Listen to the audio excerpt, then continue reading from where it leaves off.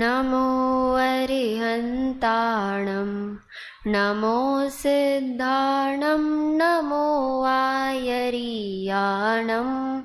नमो वज्रायाणं नमो लोए सवसाहुणम् मंगलमय मंगलकरण वीतराग विज्ञान नमो ताहि जाते भय अरहंतादि महान करि मंगल करि हो महान ग्रंथ करण को काज जाते मिले समाज सब पावे निज पदराज।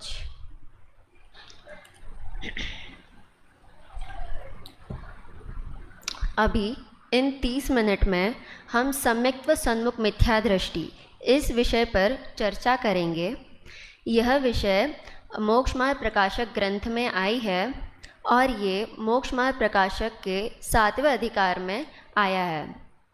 इस अधिकार में पंडित टोडरमल जी ने 4 प्रकार के मिथ्या दृष्टियों का वर्णन करा है: निश्चयाभासी, व्यवहाराभासी, उभयाभासी और सम्यक् व सन्मुख मिथ्या दृष्टि। तो अभी हम सम्यक् व सन्मुख मिथ्या दृष्टि कैसा होता है उसकी चर्चा करेंगे। तो सर्वप्रथम सम्यक्त्व क्या होता है, इसके लिए दौलत राम जी क्या कहते हैं कि जीव अजीव तत्वरु आश्रव बंधरु संवर जानो निर्जर मोक्ष कहे जिन तिनको जो का त्यो सरधानो। क्या कहा कि जो का त्यो सरधानो, अर्थात जैसा है वैसा श्रद्धान करो। तो किसका? जीव अजीव तत्वरु आश्रव, अर्थात जो 7 प्रयोजनभूत तत्व है उनका जैसा का वैसा श्रद्धान करना वह सम्यक्त्व है। और मिथ्यात्व क्या है तो उसके बारे में क्या कहते हैं? जीवादि प्रयोजनभूत तत्व सरधे तिन्माहि विपर्ययत्व, अर्थात जो 7 प्रयोजनभूत तत्व है उनकी जो विपरीत श्रद्धा है वही मिथ्यात्व है। और जो जीव अपनी उन्मुखता मिथ्यात्व से हटाकर सम्यक्त्व की ओर हो जाता है वही सम्यक् व सन्मुख मिथ्या दृष्टि है। अभी जैसे इस हॉल में लाइट चली गई तो अंधेरा हो जाएगा, तो जो कोई भी प्रकाश की खोज के लिए बाहर जाना चाहेगा तो सबसे पहले अपने फ़ोन का टॉर्च ऑन करेगा और फिर बाहर जाएगा। तो मतलब वो जो टॉर्च ऑन करना हुआ वो उसको प्रकाश की ओर ले जाएगी। वैसे ही हम सब मिथ्यात्व रूपी अंधकार में खो गए हैं और जो सम्यक्त्व रूपी प्रकाश है उसकी खोज के लिए जो उन्मुखता हुई है, जो टॉर्च ऑन हुई है, वही उसके लिए सन्मुखता है। और अगर हम शब्दों में देखें तो मिथ्यात्व का नाश करने हेतु जो स्वपर भेद विज्ञान की ओर जिज्ञासु हुआ है वही सम्यक् व सन्मुख मिथ्या दृष्टि है। अब हमने सर्वप्रथम देखा था कि इस अधिकार में 4 प्रकार के मिथ्या दृष्टियों का वर्णन आया है: निश्चयाभासी, व्यवहाराभासी, उभयाभासी और सम्यक् व सन्मुख मिथ्या दृष्टि। तो अगर हम इन चारों में कंपैरेटिव स्टडी करें तो इन चारों के कंपैरिजन में जो सम्यक् व सन्मुख मिथ्या दृष्टि है वह इन चारों में श्रेष्ठ होगा। वास्तव में मिथ्यात्व कभी श्रेष्ठ होता नहीं है, क्योंकि मिथ्यात्व एक ऐसा कारण है जो हमारे मोक्ष मार्ग में बाधक बनता है, जो हमारे मोक्ष मार्ग को रोक रहा है। परंतु अगर हम इन चारों में ही कंपैरेटिव स्टडी करें तो सम्यक् व सन्मुख मिथ्या दृष्टि इन चारों में श्रेष्ठ है, क्योंकि जो बाकी 3 हैं वे पर में ही उलझकर कुछ अन्यथा मान रहे हैं। परंतु जो सम्यक् व सन्मुख मिथ्या दृष्टि है उसको वास्तविकता का ज्ञान हो गया है और अब वो सच्चे ज्ञान की ओर उद्यम करने लग गया है। और यहाँ पे क्या कहते हैं कि कोई मंद कषाय आदि का कारण पाकर ज्ञानावर्णादि कर्मों का क्षयोपशम हुआ, जिससे तत्व विचार करने की शक्ति हुई। अर्थात मंद कषाय के उदय से तथा ज्ञानावर्णादि कर्मों के क्षयोपशम होने से उसकी तत्व विचार करने रूप उसकी शक्ति उत्पन्न हुई है, तथा मोह मंद हुआ है जिससे तत्व विचार में उद्यम हुआ है। और बाह्य निमित्त देवशास्त्र गुरु आदि का हुआ, उनसे सच्चे उपदेश का लाभ मिला। तो उसको ये जो सारे लाभ मिले हैं अब वो इसके थ्रू सच्ची श्रद्धा की ओर उद्यम करता है, जिसके लिए क्या कहा कि वो नीचे लिखता है कि मुझे तो इन बातों की खबर ही नहीं थी।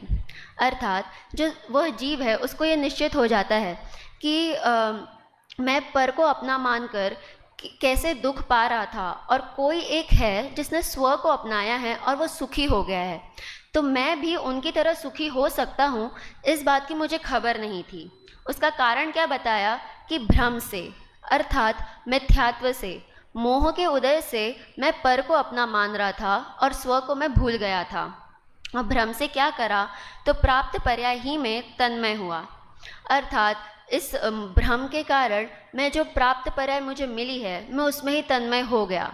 जैसे मैं अभी खुद को लड़की मानती हूँ, खुद को मनुष्य मानती हूँ, यही मेरी प्राप्त पर्याय में तन्मयता है। और इसके लिए एक प्रसिद्ध कहानी हम जानते ही है कि एक सेठ होता है, जब उसको पता पड़ता है कि वो अपने घर के पीछे कीड़ा बनने वाला है, तो अपने बेटे को बोलता है कि तू मुझे मार देना, मेरे को इस पर्याय में नहीं रहना। परंतु जब वो मरता है और उस कीड़े के पर्याय में जाता है, और उसका बेटा जब उसे मारने जाता है तो वो तुरंत ही छुप जाता है। इसका कारण क्या है कि जो एक ही क्षण में वो जैसे ही उस पर्याय में गया, उसका मोह इतना प्रबल था कि उसको तुरंत ही उस पर्याय में तन्मयता हो गई। इसलिए क्या कहा कि मुझे इन बातों की खबर ही नहीं थी और मैं भ्रम से भूलकर प्राप्त पर्याय ही में तन्मय हुआ। फिर क्या कह रहे हैं कि इस पर्याय की तो थोड़ी ही काल की स्थिति है, अर्थात अभी जो पंचम काल चल रहा है उसमें आयु की स्थिति बहुत कम है। जैसे पिछले जो काल थे उधर मनुष्य की मैक्सिमम आयु ही 3 पल्ले जितनी होती थी, तो वो अपनी लाइफ को डिवाइड करके जी सकते थे कि वो बहुत साल तक भोग रहे हैं, फिर वो तपश्चरण कर रहे हैं, फिर उनको केवल ज्ञान भी हो जाता है, फिर वो मोक्ष भी चले जाते हैं। पर हम ये डिवाइडेशन नहीं कर सकते हैं। अन्य मतों में उन लोगों ने अब जीवन को 100 साल का मानकर 25-25 साल का डिवाइडेशन करके जीने के लिए बताया है, परंतु हम ये नहीं कर सकते हैं, क्योंकि हम लोग आज है, कल रहेंगे कि नहीं रहेंगे इसका हमें भरोसा नहीं है। इसलिए जब बने तब सम्यक्त्व का उद्यम शुरू करना चाहिए। फिर क्या कहा कि क्योंकि मुझे सर्व निमित्त मिले हैं। सर्व निमित्त अर्थात कौन सा निमित्त कि टोडरमल जी सम्य ज्ञान चंद्रिका की पीठिका में स्वयं लिखते हैं कि किस प्रकार मनुष्य पर्याय दुर्लभ होती है, और उसमें भी जिन धर्म का मिलना, उच्च कुल का मिलना, जिनवाणी का समागम तथा देव शास्त्र गुरु का निमित्त, ये सब उत्तरोत्तर महादुर्लभ है। तो मुझे इतनी दुर्लभता से ये सब कुछ मिला है, तो मुझे इसे बेकार नहीं डालना है, क्योंकि यो नर भव फिर मिलन कठिन है, जो सम्यक नहीं होवे। अगर मैंने अब सम्यक्त्व का उद्यम नहीं करा तो ये मनुष्य भव मिलना मेरे लिए काफ़ी कठिन हो जाएगा, क्योंकि बड़ी मुश्किल से मुझे इतने सारे निमित्त मिले हैं, तो ये सब मैं खराब डाल दूँगी। उसके बाद क्या कहा कि ऐसा विचार कर जो उपदेश सुना उसके निर्धार करने का उद्यम किया। मतलब जो सम्यक्त्व सन्मुख मिथ्या दृष्टि है, उसको ऐसी वस्तु स्थिति का ज्ञान हो जाता है, उसको ऐसी बुद्धि हो जाती है जिसके लिए वो उसका निर्धारण करता है। और उसका उद्यम किस प्रकार करता है, तो यहाँ पे 3 स्टेप्स बताए हैं। कुछ भी निर्णय करना हो तो उसके 3 स्टेप्स होते हैं: उद्देश्य, लक्षण निर्देश और परीक्षा। इन तीनों की परिभाषा हम न्याय दीपिका के आधार से देखें तो उद्देश्य अर्थात क्या है, नाम मात्र कथनम उद्देश्यम, कि वस्तु का नाम मात्र जान लेना, उसका नाम क्या है इतना ही ज्ञान होना, यही उद्देश्य है। और लक्षण निर्देश कि व्यतिकीर्ण वस्तु व्यावृत्तिर हेतुर्लक्षणम, यानी अनेक वस्तुओं में से मुझे एक चीज़ को अगर अलग दिखाना है तो मैं उसकी एक स्पेशलिटी पकड़ के उसको अलग कर लूँगी, जिससे मुझे पता पड़ेगा कि वो अन्य वस्तुओं से अलग होती है। और उसके बाद परीक्षा कि विरुद्ध नाना युक्ति प्राबल्य दौर्बल्य अवधारणाय प्रवर्तमानो विचारः परीक्षा, कि विरुद्ध नाना युक्ति अर्थात परस्पर विरोधी अनेक प्रकार के जो तर्क है उनमें प्राबल्य दौर्बल्यता का अवधारण। प्राबल्यता अर्थात प्रबलता, प्रबलता यानी यहाँ पे बल की बात नहीं है, प्रबलता अर्थात जो प्रमाणों के द्वारा सही सिद्ध होती दिखाई देती है वह प्रबलता, और दौर्बल्यता अर्थात दुर्बलता, यानी जो प्रमाणों के द्वारा सही सिद्ध होती नहीं दिखाई देती है। इन दोनों के बीच में निरंतर विचार करना, इन दोनों में परस्पर विचार में प्रवर्तमान रहना, यही परीक्षा कहलाती है। अब हम लोग अपनी डे टू डे लाइफ में किसी भी चीज़ का निर्णय करते हैं तो वह इन 3 चीज़ों के पूर्वक ही करते हैं। जैसे मेरे को टाइम देखना है तो मैं सबसे पहले जानूंगी कि ये घड़ी है, घड़ी मैंने जाना, ये हो गया उद्देश्य। घड़ी टाइम बताती है, ये हो गया लक्षण निर्देश। और अब ये जो घड़ी है ये रुकी है कि चल रही है कि आगे है पीछे है, इन सब के बारे में जो मैंने निर्धारण करा और अंत में जाके मुझे पता पड़ा कि ये घड़ी सही चल रही है, तो ये हो गई इसकी परीक्षा। इस प्रकार हम किसी भी वस्तु का निर्धारण करने जाते हैं तो हम वो इन 3 चीज़ों के पूर्वक ही करते हैं।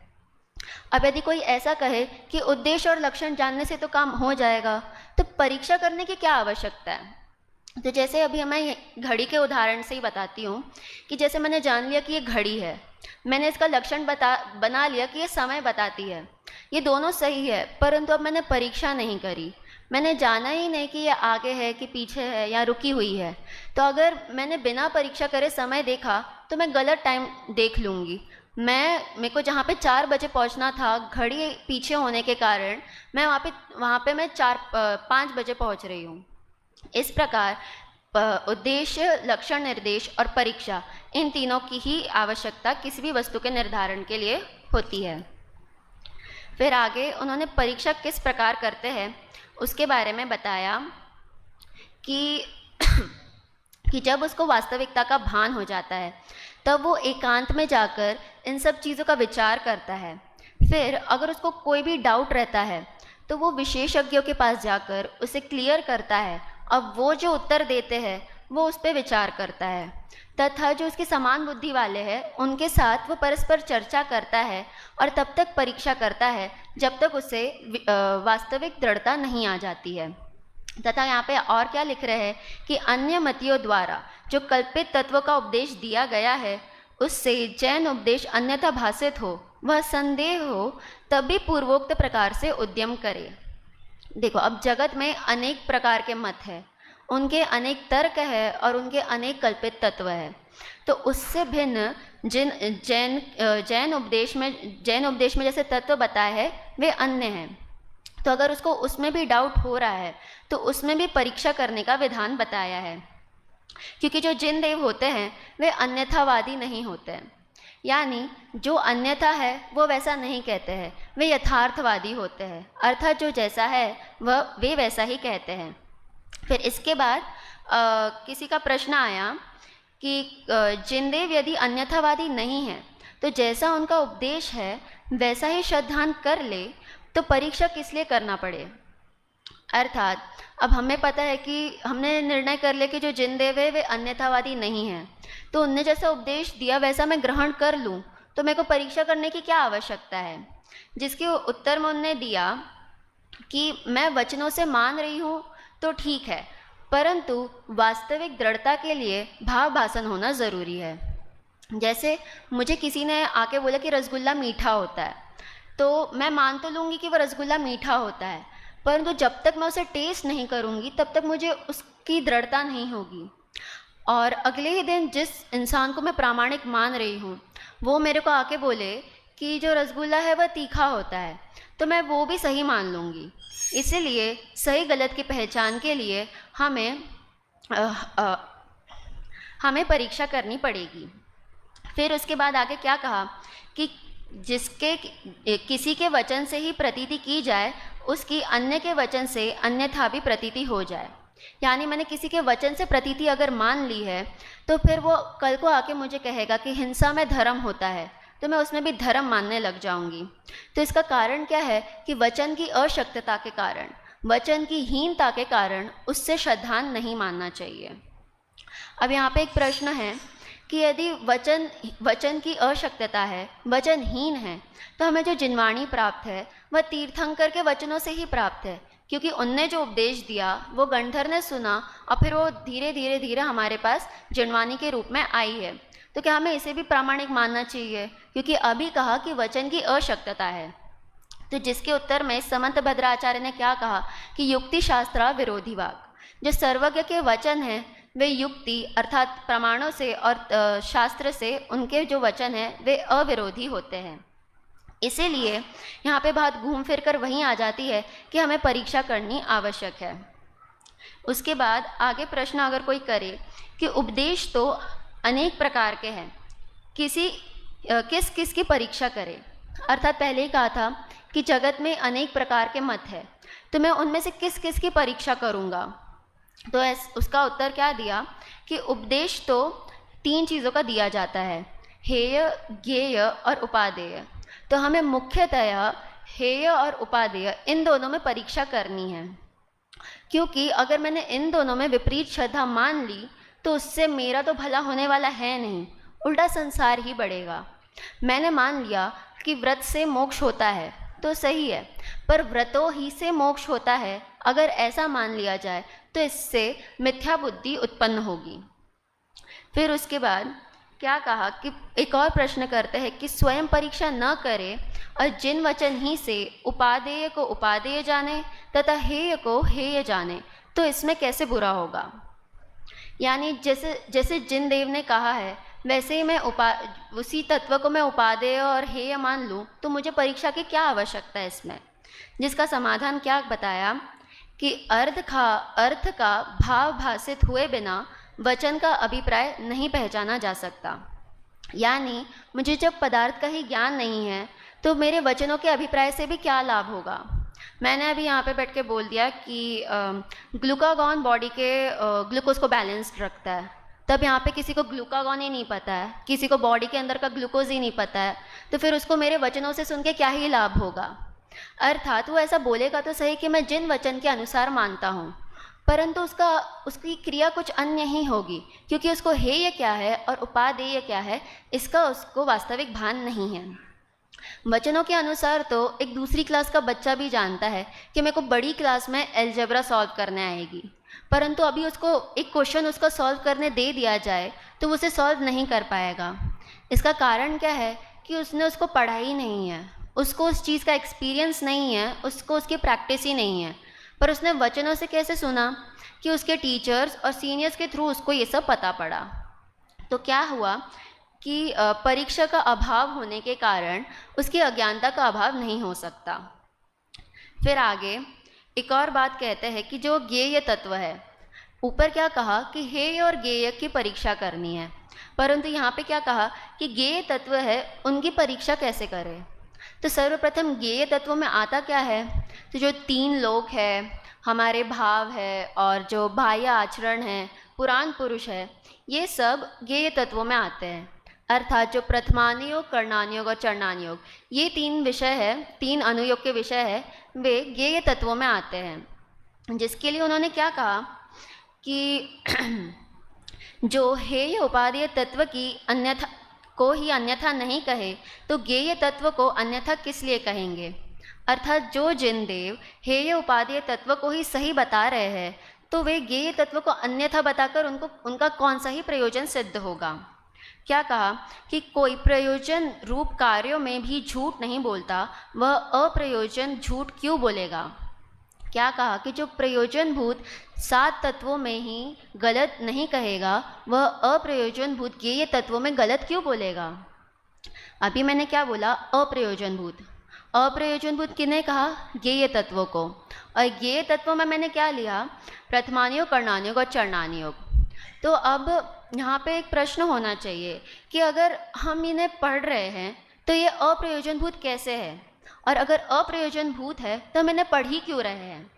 तो इसका उत्तर इस प्रकार है कि जो मुख्य प्रमुख हमारा प्रयोजन है वह अध्यात्म का श्रद्धान है, और बाकी जो 4 अनुयोग है वह अध्यात्म की ही दृढ़ता के लिए है। जैसे प्रथमानुयोग में पुराण पुरुषों की कहानी सुनकर मुझे पता पड़ा कि मेरे आज के भाव मुझे आगे चलकर कैसे परिणाम दे सकते हैं। उससे मुझे पता पड़ा कि कौन अपने आप को अपनाकर मोक्ष जा सकता है। और कर्णानुयोग से मुझे पता पड़ा कि अपने भावों की संभाल कैसे की जाती है। और चरणानुयोग से मुझे पता पड़ा कि दीक्षा लेने के बाद जब श्रामण्य जो जीव धारण करता है उसका आचरण कैसे होना चाहिए, क्योंकि श्रामण्य से ही तो मोक्ष नहीं होता, पर श्रामण्य के बिना भी मोक्ष नहीं होता, इसलिए इसका भी निर्धारण होता है। तो एट द एंड क्या आया कि जो प्रयोजनभूत अध्यात्म है उसकी हमें श्रद्धा करनी है, और जो अप्रयोजनभूत है यदि वो हो सके तो उनकी परीक्षा करो, अगर ना हो तो जिन देव के आगे अनुसार अनुमान ज्ञान द्वारा उसे मान लो। क्योंकि ये बहुत बेसिक होता है कि जो प्रयोजनभूत है मैंने उसको ग्रहण कर लिया, तो उसके आजू बाजू के जो अप्रयोजनभूत है मैं उसे ग्रहण करूँ या ना करूँ, दोनों एक ही बात है। मुझे भूख लगी तो मैंने रोटी सब्ज़ी खा ली, अब मैं उसके बाद मिठाई खाऊं या नहीं खाऊं, दोनों एक ही बात है। इसीलिए जो प्रयोजनभूत मुख्य हमारा प्रयोजन जिससे सिद्ध होगा, जो अध्यात्म है, 7 तत्वों का जो सही श्रद्धान है वही मुख्य है, और जो ज्ञेय तत्व है उनकी परीक्षा बने तो ही करनी चाहिए। परंतु जो ज्ञेय तत्वों में ही उनके परफेक्शन में ही उलझ जाता है, वो अभी जो उसके पास सारे निमित्त है, उसको जो अभी पूरा टाइम मिला है वह वेस्ट हो जाएगा। जैसे कोई किसान है, वह पूरा खेत उसने अच्छे से साफ कर लिया, उसने बीज भी डाल दिया, उसने अच्छे से जोत लिया, परंतु उसने बाहरी परफेक्शन में ही इतना टाइम लगा दिया कि बारिश का सीज़न ही आके चला गया। तो अब वो कुछ भी कर लेगा, उसने जो इतना परफेक्शन ज्ञेय तत्वों के लिए अर्थात उस खेत के लिए करा और बारिश का सीज़न आके ही चला गया, तो वो उसका सम्यक्त्व का जो सीज़न है वह आके चला गया, तो वो कैसे सम्यक्त्व प्राप्त कर सकता है।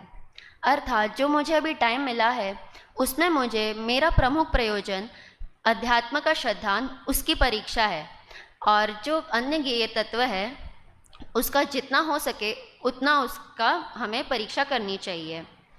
फिर इस परीक्षा के प्रकरण का उपसंहार करते हुए वो बताते हैं कि ये जीव क्या करता है कि वह कभी स्वयं ही विचार करता है, कभी शास्त्र पढ़ता है, कभी सुनता है, कभी अभ्यास करता है, कभी प्रश्नोत्तर करता है, इत्यादि रूप से प्रवर्तता है।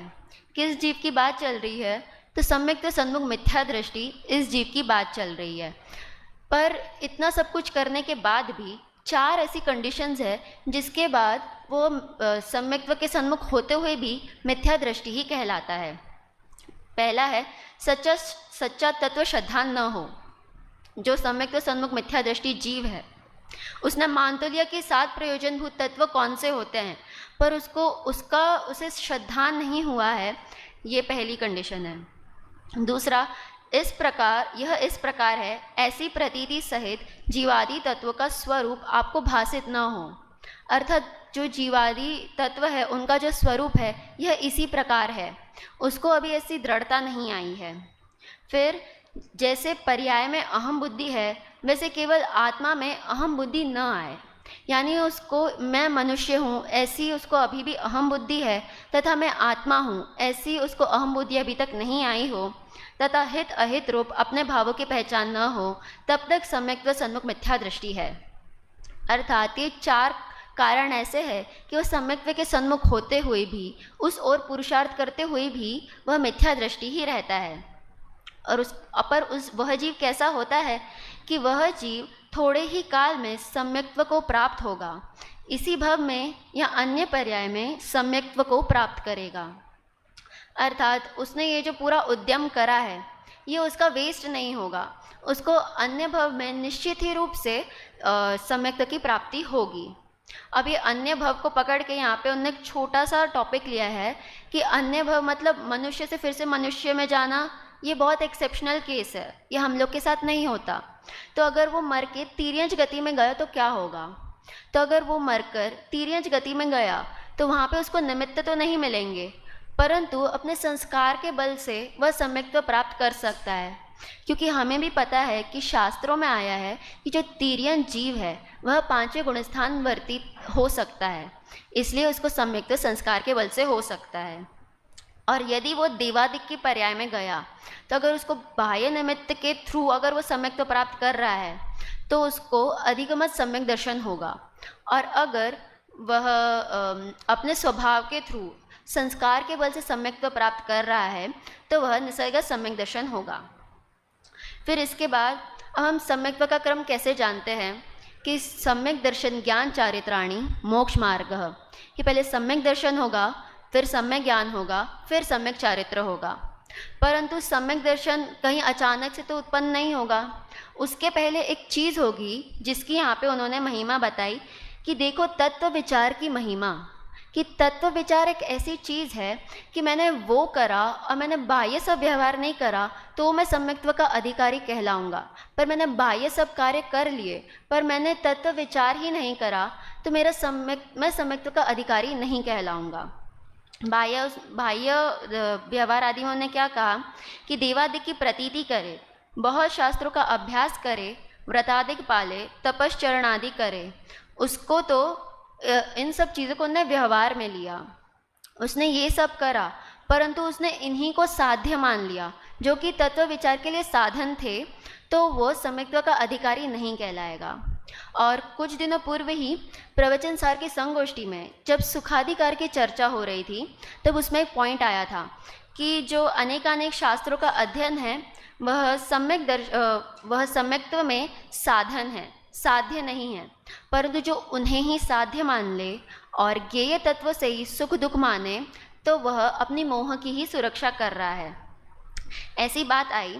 फिर बाद में उन्होंने बताया कि कौन सा जीव व्यवहार करे और तत्व विचार भी करे, तो इसका नियम कैसा होना चाहिए, कि पहले होगा कि बाद में होगा कि साथ में होगा। तो उन्होंने बताया कि जो व्यवहार आदि क्रिया है वह पहले हो और तत्व विचार बाद में हो तो भी वह सम्यक्त्व का अधिकारी है। व्यवहार आदि क्रिया बाद में हो और तत्व विचार पहले हो तो भी वह सम्यक्त्व का अधिकारी है, और ये दोनों साथ में भी हो रहे हैं तो भी वह सम्यक्त्व का अधिकारी है, क्योंकि तत्व विचार एक मेन चीज़ है जो सम्यक्त्व के अधिकारी होने के लिए कंपलसरी है। तो अभी क्रम कैसा हो गया सम्यक्त्व का, कि तत्व विचार, फिर सम्यक दर्शन, सम्यक ज्ञान और सम्यक चारित्र। पर उन्होंने बताया कि एक ऐसा व्यवहार है जो निश्चित रूप से तत्व विचार के पहले ही होगा, ना उसके बाद होगा, ना उसके पहले होगा, ना उसके साथ होगा, बल्कि उसके पहले ही होगा, जो कि है सच्चे देव शास्त्र गुरु का श्रद्धान। जब उसको सच्चे देव शास्त्र गुरु का श्रद्धान ही नहीं होगा, तब तक वो तत्व विचार की ओर उद्यम ही क्यों करेगा, और तत्व विचार की ओर उद्यम ही नहीं करेगा और बाह्य में ही उलझ कर रह जाएगा, तो वो सम्यक्त्व का अधिकारी नहीं कहलाएगा। इस प्रकार उन्होंने क्या क्रम बताया कि पहले देवादिक का श्रद्धान, फिर तत्व विचार, फिर उसके बाद सम्यक दर्शन। अब उन्होंने एक और पॉइंट कहा कि परंतु उसके सम्यक्त्व हो ही हो ऐसा नियम नहीं है। अब इतना कुछ बताने के बाद भी वह सम्यक्त्व उसको होगा ही होगा, इसकी कोई गारंटी नहीं है, क्योंकि क्या बताया कि शास्त्रों में सम्यक्त्व होने से पूर्व पंचलब्धियों का होना कहा है। क्या बताया कि उसने ये सब कर लिया, परंतु जो सम्यक्त्व होगा वह 5 लब्धियों पूर्वक ही होगा। तो सर्वप्रथम लब्धि क्या है, तो सर्वार सिद्धि में आया है कि ज्ञानावरण कर्म शयोपशम विशेष, अर्थात ज्ञानावरण कर्म का शयोपशम विशेष ही लब्धि है, और इन लब्धियों के बिना सम्यक्त्व होना नहीं कहा है। तो लब्धियाँ 5 होती है, शयोपशम लब्धि, विशुद्धि लब्धि, देशना लब्धि, प्रायोग्य लब्धि और करण लब्धि। तो शयोपशम लब्धि अर्थात क्या, कि देशना सुनने रूप योग्यता का उत्पन्न होना, वह शयोपशम लब्धि है, तथा उसे सुनने रूप जो मेरे विशुद्ध भाव हो रहे हैं वह विशुद्धि लब्धि है, तथा देशना का प्राप्त होना देशना लब्धि है। और ये जो मैंने देशना सुनी उससे मेरे जो कर्म है उनका स्थिति और अनुभाग का घटना, ये प्रायोग्य लब्धि है, तथा अंत में जो त्रिकरण परिणाम होते हैं उनके थ्रू जब सम्यक्त्व होता है, तो इस प्रकार 5 लब्धियों का वर्णन बताया। तो जो भव्य जीव होता है वह इन 5 लब्धियों को पूर्ण करके सम्यक्त्व प्राप्त कर सकता है, परंतु जो अभव्य जीव है वह मात्र प्रायोग्य लब्धि तक जा सकता है।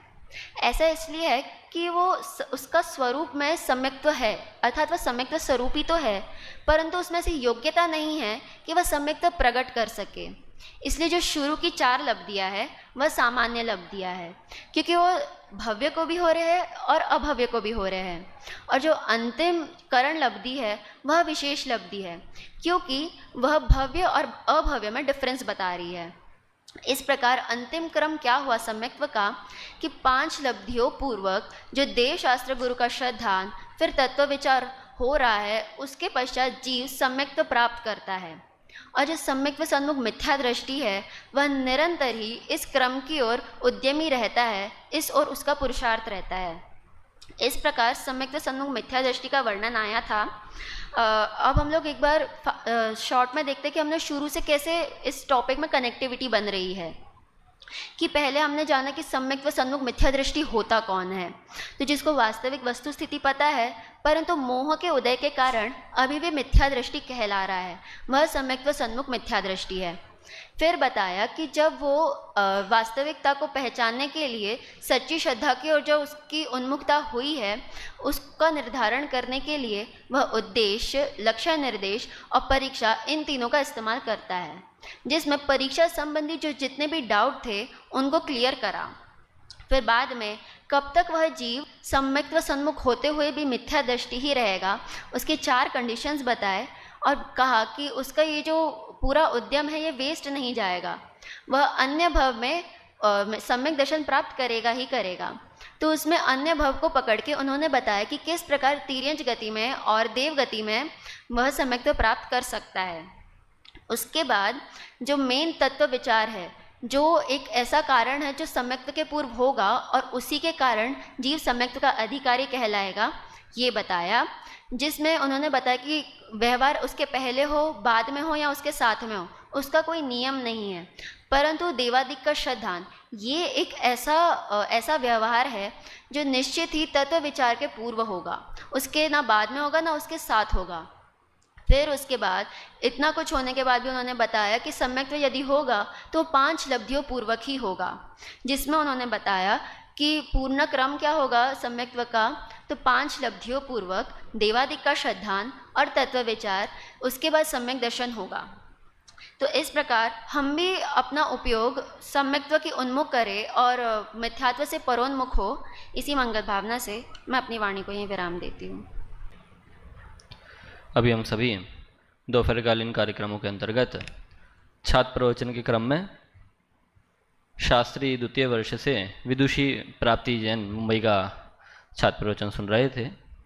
आपने सम्यक्त सन्मुख मिथ्या दृष्टि इस विषय पर व्याख्यान किया है। बहुत अच्छा व्याख्यान आपने किया। यदि मैं प्रारंभ से बात करूं तो आपने जब मंगलाचरण प्रारंभ किया था तो बहुत शुद्ध उच्चारण के साथ और लय ताल के साथ आपने बहुत अच्छा गायन किया था और पूरे प्रवचन की भाषा बहुत सुगठित थी, अच्छे से बंधी हुई भाषा में आपने बोला, शैली बहुत अच्छी थी। और इसके बाद आपके प्रवचन को देख के ऐसा लग रहा था कि आपने जो विषय लिया है सम्यक्त सन्मुख मिथ्या दृष्टि, उसको बहुत अच्छी तरीके से पढ़ा है।